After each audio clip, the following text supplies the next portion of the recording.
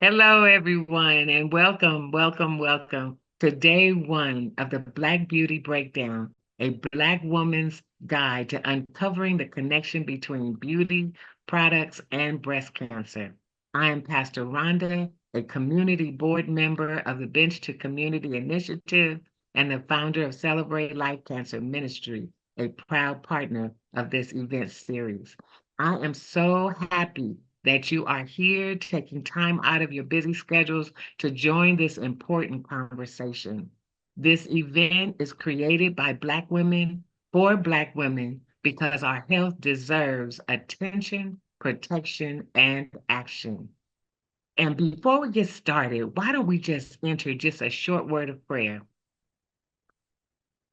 Heavenly Father, we come before you with grateful hearts, thanking you for the gifts of knowledge and community. We ask for your blessings over Black Beauty Breakdown and that every ear that listens will be open to receive the wisdom and truth shared today. Let this information not only educate, but empower us to take better care of our bodies and minds.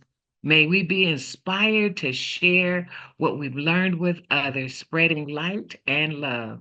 Guide our conversation, and may your grace flow through every word spoken. In Jesus' name we pray. Amen. And today, as we focus on some real issues that hit close to home, we're going to dig deep into research that shows us how products are used and the neighborhoods we live in are connected to our health, especially when it comes to breast cancer. Our amazing team of researchers is going to break down all this information, and some of the focuses that we will be talking about today will be endocrine disrupting chemicals, as they call it, EDCs, and breast cancer disparities. We'll talk about harmful chemicals hiding in the products that we use daily and how they're associated with breast cancer risk, especially for Black women. We'll also talk about neighborhood level differences in hair product safety. This one's big because did you know that that where you live can inform the types of products that are available to you? We'll explore the neighborhood level disparities that impact our health in ways that we may not realize. And then the third part is the importance of research inclusivity. Lastly, we're going to highlight researchers who are doing critical work to ensure that our voices, our bodies, and our experiences are included in research. If we are left out, I'm sorry, when we're left out, we are invisible. It's important that we participate and give our input into the research and the science. This isn't just about learning, it's about empowering ourselves, our families, and communities with knowledge to make better choices and demand change. So thank you for being here today, and together we're on a mission to protect our health and claim our power. Let's make it a day of real talk and real action.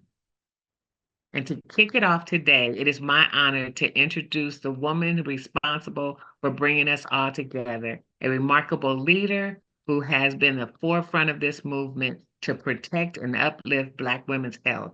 Dr. Dede Tete Brooks is not only a public health researcher and educator with nearly 20 years of experience, but also a visionary behind Bench to Community Initiative, a project focused on translating cutting-edge research on endocrine disrupting chemicals and breast cancer into action-centered community conversation and interventions.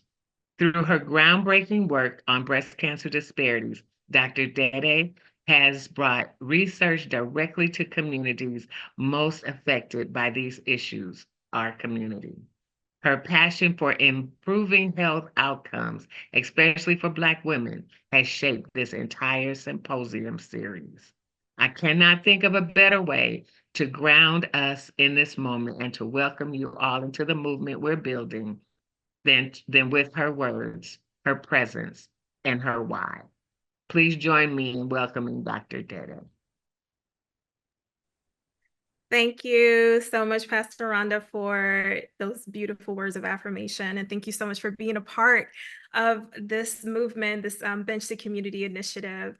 So just to give you all a bit of context about our origin story, this has been a 10-year journey that really began with the Cost of Beauty Hair Health Research Project. This project, I always believe in giving people flowers while they're still with us. This project was led by two Black women leaders in our community, Ms. Phyllis Clark and Eudora Mitchell, and Dr. Susanna Montgomery, an academic from Loma Linda University. Originally funded by the Breast Cancer Research Program, the goal of this collaborative was to answer community questions about the connections between the chemicals in our hair products and breast cancer risk. And after data collection, we went back to the community, which is what you're supposed to do, with what we found, and asked really for guidance about next steps, because the questions came from the community and we wanted to be intentional about getting community input as we move forward with what we wanted to do next. So through these report back sessions or these discussions that we had came really what we now know as the Bench to Community initiative. And BCI really has a few goals. One is to determine the biological impacts of endocrine disrupting chemicals, exposures for Black women, specifically related to breast cancer. Again, a question that came from the community. What are these chemicals actually doing to our bodies? Secondly, was to increase the representation of Black breast cancer survivors' voices on this topic, because that was lacking. And then what we wanted to do, lastly, was to use all of this information to develop community solutions in the form of interventions. So we are currently in a process of doing just that. And if you look either below or above, you'll see current interventions that are in development, really from, again, the voices from the community that came forward. So it's taken a village of community members like Pastor Rhonda, researchers, students that have been a part of this journey with us. Some of them you just saw on the screen, and they've made all this work possible. It's not just me, but it's the army of us that are working on this initiative that have shown up time and time and again. So we've recently written our story down in print in a recent publication that I would love for you all to download and take a look at kind of how we've come from the Cost of Beauty Hair Health Project to now the BCI project, and how we're continuing the conversation in the community and having community voices actually lead this initiative. So with that said, I was asked a couple of weeks ago by a non-melanated person, why Black women? Why focus an entire initiative on Black women and supporting this community? This question, unfortunately, has come up a lot during this journey. It's come from grant reviewers that have questioned why I focus on Black women. It's come from peer review, through the peer review process when we submit manuscripts about this particular initiative, why Black women? Oftentimes my knee-jerk reaction is to respond, why not Black women? No one questions a focus on white women or other racial groups. That question of why does not come up, but oftentimes it comes up when we want to focus something solely on us. So that's usually what I would like to say. Unfortunately, I don't say that often, but the politically response answer when folks ask why Black women is because there are a number of disparities or differences in health outcomes that are faced by Black women, that are faced by Black people, that deserves the attention that unfortunately it oftentimes does not receive. You're going to learn about several of those disparities throughout this 3-day symposium, but I'll settle on this answer, which helps drive me in getting up daily to do the work that we do related to BCI or Bench to Community. And the answer, simple answer to that question, why are we focusing on Black women, is because we deserve. That's it, period. Right? So welcome to the Black Beauty Breakdown. a 3-day symposium where we are intentionally centering the experiences of Black women because we deserve. We deserve to live and we deserve to live well. So thank you for joining us.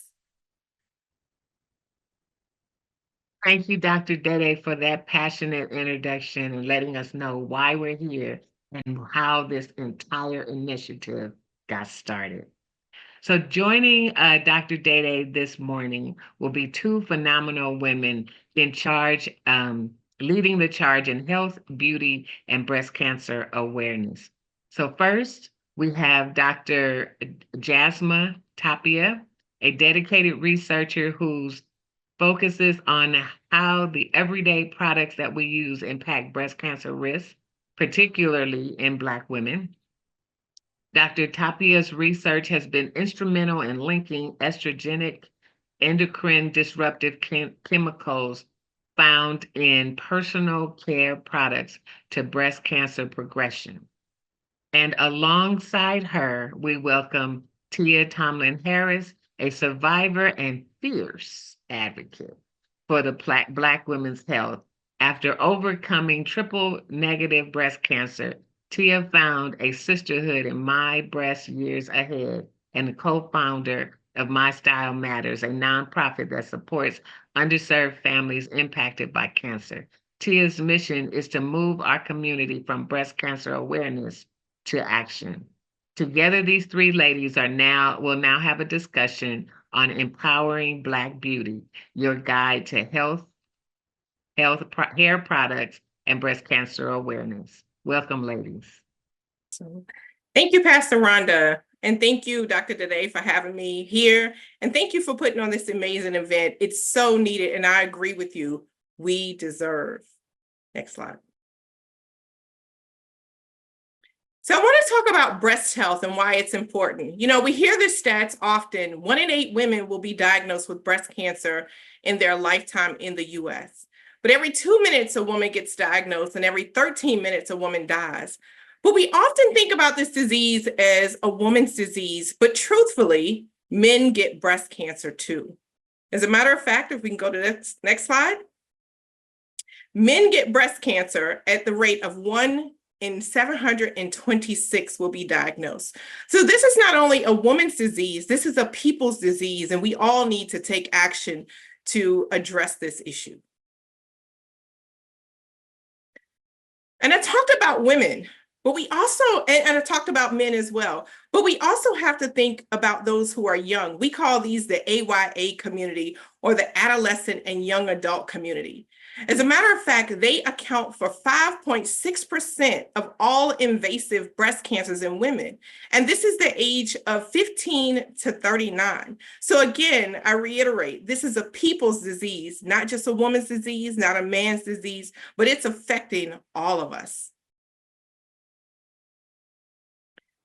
But unfortunately, when we look at breast cancer, it behaves different in different communities. Black communities specifically. Black women are 3 times more likely to be diagnosed with an aggressive form of breast cancer. Black women are also more likely for the cancer to have spread when we're first diagnosed beyond the breast into the lymph node area. Black women under 35 are 2 times more likely to be diagnosed with breast cancer and 3 times more likely to die from this disease.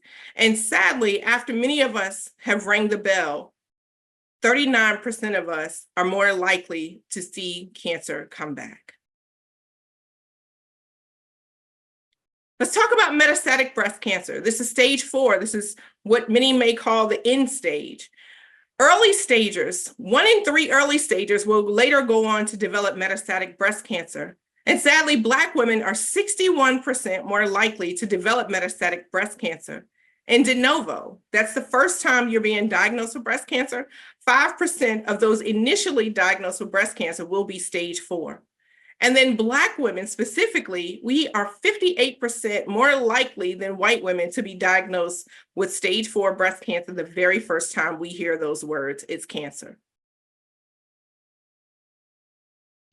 When it comes to our mortality, sadly, Black women are 40% across the US are more likely to die from breast cancer. And breast cancer is now the leading cause of cancer-related death amongst Black women. So why is this important to me? As you heard earlier, I am a breast cancer survivor. I became a statistic. I'm Black, I'm a female, so I'm a Black girl. I was diagnosed under the age of 40. I was diagnosed with triple negative breast cancer, and I was diagnosed with a recurrence of breast cancer. So what is breast cancer? When we look at our bodies have what's called normal cell development, right? When we're healthy, what happens with that cell development is 1 becomes 2, 2 becomes 4, 4 becomes 8. That's a process of cell division. But those cells are so smart. God has designed us beautifully that those cells know when to stop growing. But what happens is when we experience some type of mutation, whether it's a mutation that we inherit from a mother or father, or whether it's damage that those cells experience, that damage in those cells become what's called a mutation. And too many mutations causes those cells to no longer know what they're designed to do. So they continue to grow and they grow out of control. And now we have what's called cancer or breast cancer when it happens in the breast. So there are different types of breast cancer. And my goal is not for you to memorize this, but I want you to understand the basis. Some breast cancers are triggered by hormones, and some breast cancers are not hormone-based. Today, we're going to be talking about this very important thing when you hear Dr. Dede and Dr. Jasmine Tapia talk more about the EDCs or endocrine disrupting chemicals. But what's important to know is triple negative breast cancer is the type of breast cancer that is not hormone related, and it is a very aggressive form of breast cancer. The other types of breast cancers that you see listed here are triggered by hormones. Hormones are what's feeding that cancer. So we'll get into that a little bit later when we talk about the science. Next slide. What's important for us to know is screening. How do we go about detecting breast cancer? Well, I always say you are the first level of defense. It's important to be aware of your breasts, get to know your breasts, know what they look like, know what they feel like. Then a clinical breast exam. This is something that you do with your healthcare provider. They also will check for any abnormalities. So if you notice that something looks different or it feels different, then you can go and, of course, get it checked. But your doctor will also have you to do additional checks. Now, if it's not offered at your provider, always ask for them to refer you out to someone who could do that clinical breast exam. But these are not the two things that should be done in place of screening. They should be done in addition to screening. Screening, or the standard of care, is a mammogram. When you have healthy breasts, you don't have a family health history, you can start getting a mammogram at age 40. And then when you turn 45, you should definitely be getting them every single year. When you turn 55, you can have a conversation with your doctor to switch to every other year.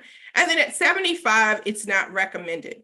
Now, if you do not have what they deem, if you're not considered to be a high risk, meaning you if you don't have a family history, that would be your standard of care. But if you are considered to be high risk, you have a family history, you've been diagnosed with breast cancer, you have some other issues going on with your breast, then they will do more of a high risk type of screening for you. So in addition to a mammogram, they will also do MRI type of screening or exam, and that typically starts at age 30. They would also do other imaging, like an ultrasound. If they identify something, they'll extract tissue, which is a breast biopsy, or they may do a PET scan for confirmatory testing. Next slide.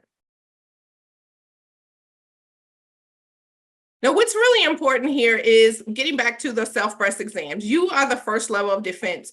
So it's very important to get to know your breasts, know what they look like, and know what they feel like. And as you can see here, they're not only do you identify it through a lump, which most people talk about, but it's also these other things that we see here on the screen. Do we have redness or darkening? Do we have sores or rashes? Has your breast changed in size or shape? Do you have dimpling or puckering? Is there a rash on your nipple? Do you have nipple discharge? Do you have bug bites, bumps on your breast? Do you experience any thickening, swelling, any kind of warmth in your breast that's persistent? Do your breasts look like an orange peel? Is it persistent pain in one spot, persistent itching, or change in your vein pattern? So all of these things you want to look for and feel for in your breast to determine if there is something going on with your breast. If you do identify some kind of noticeably change or something abnormal, you know your body, go get your bodies checked. And so where does cancer come from? So there's 3 different areas that we definitely know where cancer is coming from. It is a multifactorial disease, meaning many factors. But today we're going to focus in on the environmental factors. So I am going to, if we go to the next slide, we will turn this over to Dr. Dede. Thank you. All right. How's everybody doing? So how y'all rocking your crowns on today? I'm locked. I've been just celebrating my 2-year lock anniversary on October 31st. So go ahead and put in the chat, how are you showing up today in this space? What does your hair look like? As Tia mentioned, I am going to essentially give us an introduction to this topic area around disparities, the impacts on Black women as it relates to our hair and the personal care products that we use. And so as 5 to 10% of breast cancer diagnoses are hereditary, that means that there is an overwhelming 80% of that pie that is focused, the main focus of this symposium. So we're going to zoom in a bit on the environmental exposures, specifically on our hair products. And so let's get started. So I'm going to see if our next slide is going to come up. Okay, so Jennifer is rocking her style bald and proud of it. Gail is coming in with her natural curls. I think we're back now with the slides, so we'll wait for them to load up. So how are you guys rocking your styles for today? Beautiful. So I'll let you guys populate the chat as you are kind of letting us know how you're rocking your styles for today.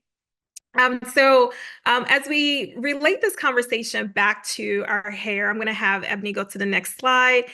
Do you think hair is a big deal in our community? It depends on who you ask. Some will say it's always been a big deal, like one of our participants from the Cost of Beauty Project, especially when we didn't have products for us. So we have the Annie Malones and the Madam C.J. Walkers of the world that changed that. And we'll go on to the next slide. Is Black hair political? And the answer to that would be hell yes. So the Crown Act is proof that hair is political. What hairstyles, for example, was our forever First Lady Michelle Obama rocking during the DNC? What style did she rock in the 8 years that she was in the White House? So as stated by one of our Black male participants, the reality is the majority of commercials and ads look like Lupita from 12 Years a Slave, while everything will be different. So absolutely, hair is political. So how does this relate to your health? Because hair has to do with everything, according to another participant, it even has a lot to do with your health. So the follow-up question to that would be how? So what I'm going to do is I'm going to walk us through an illustration of how our hair, the products that we use, and how it has a connection to our health, specifically breast cancer. And so we'll go on to the next slide.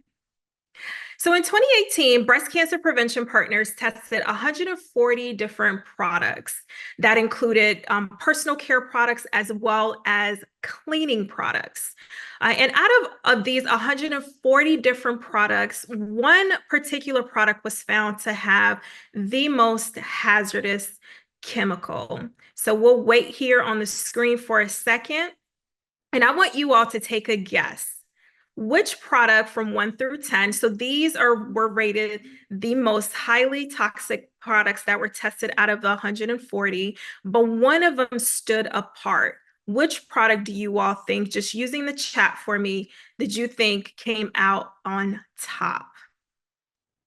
We'll give you all a few seconds.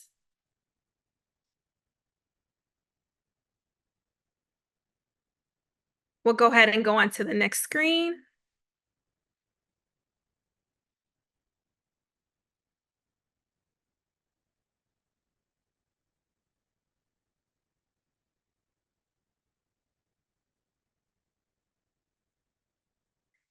Did you guess correctly? So the unfortunate reality is the children's product Just For Me contains more hazardous chemicals than the remaining 139 products that were tested. So in other words, the product that you could potentially use to clean your tub has less harmful chemicals than the product that you may use to maintain your child's hair. So let's sit with that for a second. That is the current reality that we're speaking of.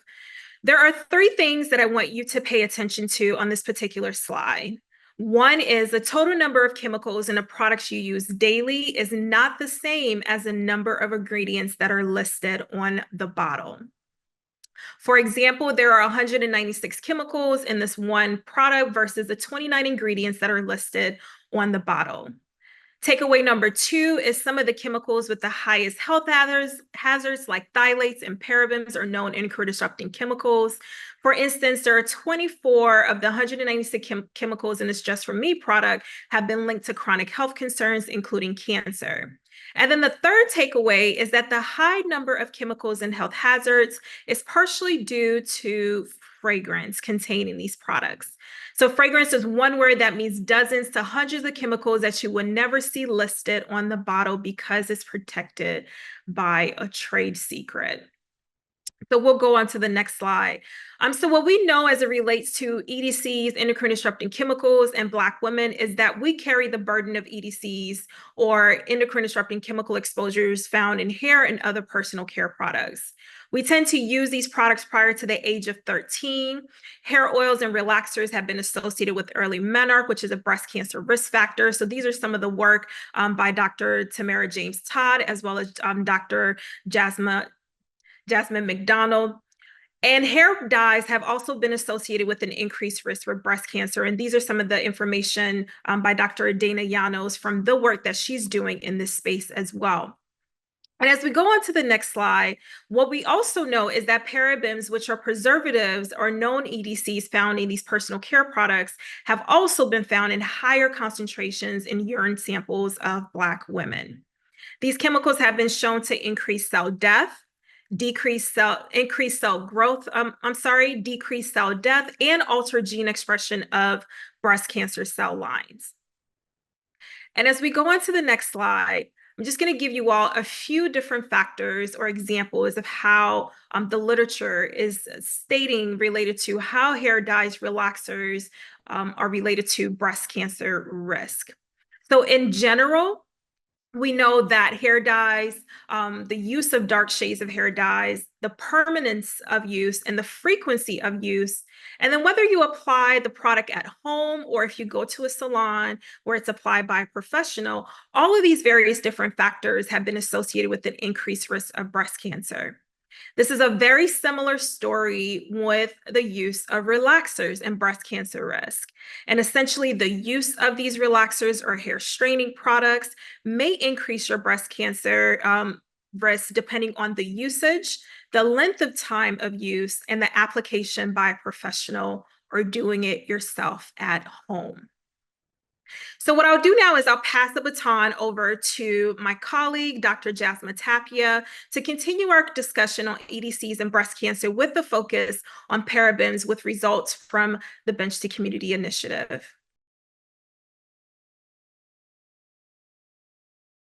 Thank you, Dr. Tate. As Dr. Tate just mentioned, parabens were our focus for the study. Based on the data from the Cost of Beauty Project and the Environmental Working Group, we know that products marketed to Black women contain parabens. And as Dr. Tate mentioned, those are preservatives, and they also have been shown to mimic estrogen, a hormone in the body. Therefore, we focused on 3 parabens commonly found in personal care products, as seen in the purple chart on the screen. We wanted to determine whether Black women were at a higher risk for breast cancer due to paraben exposure. So after doing our research, it was very clear that there was a huge lack of representation in research studies examining paraben exposure on Black breast cancer cells. Even though Black women are the most overexposed, we are still understudied in this context. Based on studies previously done by other groups, we expected to see similar paraben effects in both the white and Black cell lines. Next slide, please. So before moving into how we set the story up and got our project going, I wanted to share why I joined this project as a basic scientist. So by training, I am a basic scientist, and that just means that I typically spend my time in the lab at the bench doing experiments to find an answer to a small piece of a larger problem. Being in the lab on a weekly basis also means I rarely come in contact with patients or the community. So by passing the power back to the Black community, the Bench to Community initiative gave me the opportunity to directly see how my work at the bench could impact others. Being a part of this initiative placed me in a mutual learning environment and gave greater purpose to my role in biomedical research. Next slide, please. So after understanding the why behind this project and figuring out our expectations, we learned the ancestry of the cell lines we would be using. Looking at the ancestry percentage, we confirmed that the cell line at the top of this chart on the screen was white because of the 95% European ancestry. And the bottom cell line was Black because of the 78% ancestry. Next slide, please. And so after learning the ancestry of our cell lines, we exposed both the white and the Black breast cancer cell lines to the 3 common parabens found in personal care products to observe their effects on breast cancer cells. And we see the 3 in the middle of the screen: methylparaben, propylparaben, and butylparaben. Next slide, please. And so I wanted to give you guys 5 takeaways from the laboratory findings. Number 1 was that there was an effect on breast cancer cells. So that means that it made them stay alive and healthy. Next slide. Number 2, we also found that the parabens changed the behavior of the breast cancer cells, possibly influencing other effects to help solid masses grow. Next slide. Number 3 was that we found that the amount of exposure mattered. We used biologically relevant doses in a range of small to large, so the smallest amount had an effect just like the large amount. Next slide, please. Takeaway number 4 was that the harmful effects impacted both white and Black cell lines. But I do have to note, however, the sensitivity to paraben effects was seen in the Black cell line more so than in the white cell line in many instances. Now, this is important because studies, again, using Black cell lines in this context are still limited. So this means inclusivity in research studies is important for improving health outcomes. And we will hear more about that later. Next slide, please. So our final takeaway was that further investigation into safety of parabens and their potential risks to human health, especially their role in cancer progression, needs to occur. Next slide, please. But we can sit here and tell you about it all day, but don't take our word for it. Please take some time to read our manuscript and other resources. You can find more information about what we found in the study by clicking right above on the resources tab. Next slide, please.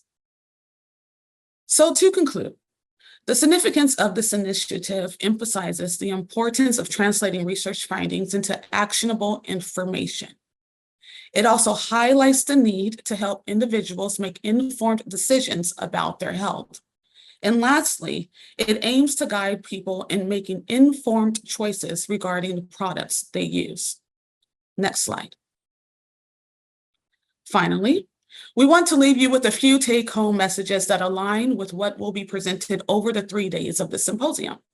There will be informative content about raising awareness, educating those at risk, and pushing for safer products and better protections to reduce cancer risks in the community. Next slide, please. And lastly, here is our contact information. Please do reach out to us. We'd love to connect with you. Thank you.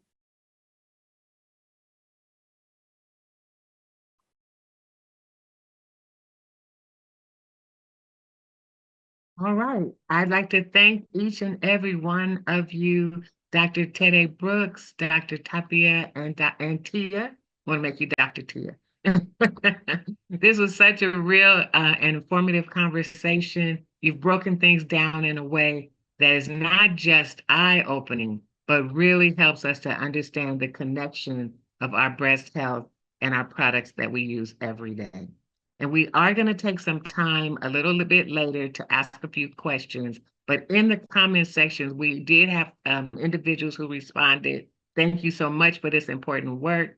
And thank you for your work. And wow, what outstanding, such outstanding and necessary work. So thank you to the team for continuing to work on this.